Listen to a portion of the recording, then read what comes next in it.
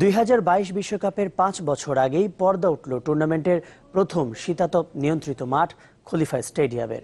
শুক্রবার এমির কাপের ফাইনাল দিয়ে আনুষ্ঠানিক যাত্রা শুরু হবে রাজধানী দোহার ঐতিহ্যবাহী স্টেডিয়ামের। এর মধ্যেই রেকর্ড গড়েছে এই মাঠ, সবচেয়ে কম সময়ে স্থাপন করা হয়েছে এর ঘাস।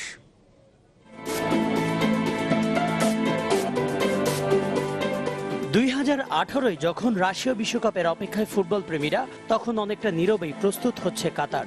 লক্ষ্য 2022 বিশ্বকাপ, একটু একটু করে সেজে উঠছে পারস্য উপসাগরের দেশটি। আর সেই আসরের প্রথম স্থাপনা হিসেবে প্রস্তুত বিলাসবহুল খলিফা স্টেডিয়াম। টুর্নামেন্টের 5 বছর আগেই সংস্কার কাজ শেষ হয়েছে মাল্টিপারপাস ভেন্যুটির। Greatest show on the earth আয়োজনে এই স্টেডিয়ামে সংযোজন হয়েছে অত্যাধুনিক সব প্রযুক্তি।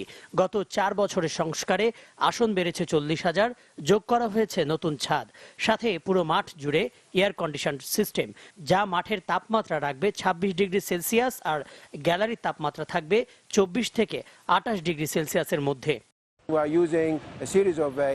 সবচেয়ে মজার ব্যাপার, এই স্টেডিয়ামে ব্যবহৃত প্রযুক্তিগুলোর সবই আমাদের নিজস্ব, যা টুর্নামেন্টের স্বকীয়তা বাড়িয়ে তুলেছে। মাঠ স্থাপনে এর মধ্যেই নতুন রেকর্ড গড়েছে খলিফা স্টেডিয়াম। নিজস্ব প্রযুক্তিতে প্রস্তুতকৃত নতুন পিচ সবচেয়ে কম সময়ে স্থাপন করেছে অ্যাসপায়ার জোন ফাউন্ডেশন। প্রায় 7,800 স্কোয়ার মিটার আউটফিল্ড ঘাসের সারফেসে ঢেকে দিতে সময় নিয়েছে মাত্র 13.5 ঘন্টা। আমরা অপেক্ষায় রয়েছি বিশ্বকাপে। এমনভাবে সবকিছু প্রস্তুত করছি যাতে ফুটবলার এবং দর্শকদের কাছে আসরটি স্মরণীয় হয়ে থাকে।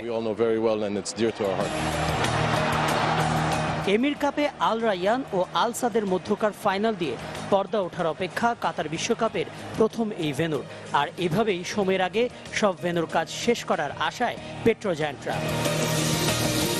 কনক মাহমুদ, চ্যানেল 24।